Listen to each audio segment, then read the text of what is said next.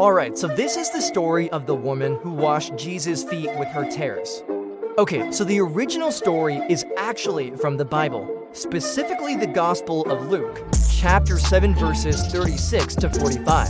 So basically, there was this woman who had a reputation of being a sinner, and she heard that Jesus was having dinner at this Pharisee named Simon's house. So she gets herself all dressed up, grabs a big old jar of perfume, and goes to the party. Now, when she got there, she started to cry because she knew that she was a sinner and Jesus probably thought she was scum of the earth. But then she started washing his feet with her tears and wiping them with the hair from her head.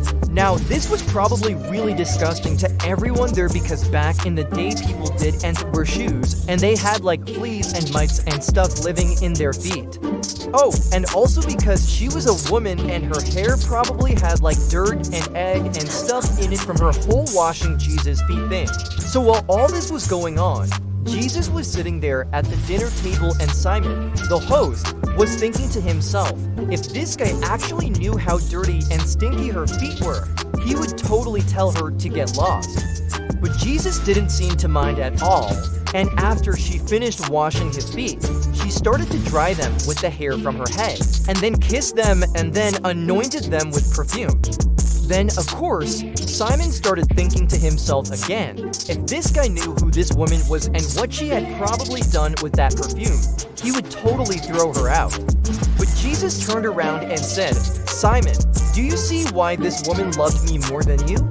Because she, unlike you, understood how much she had been forgiven. You see, this woman knew she was a sinner, and that's why she cried so much and washed my feet so tenderly.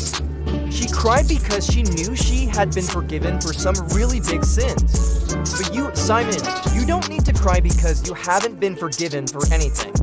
You're not broken, you're not a sinner, you're perfect. You're totally fine the way you are. And then Jesus basically tells Simon to go ahead and do the one thing that will make him break and cry. He tells him to go wash the woman's feet, and in that moment, Simon realizes how wrong he has been.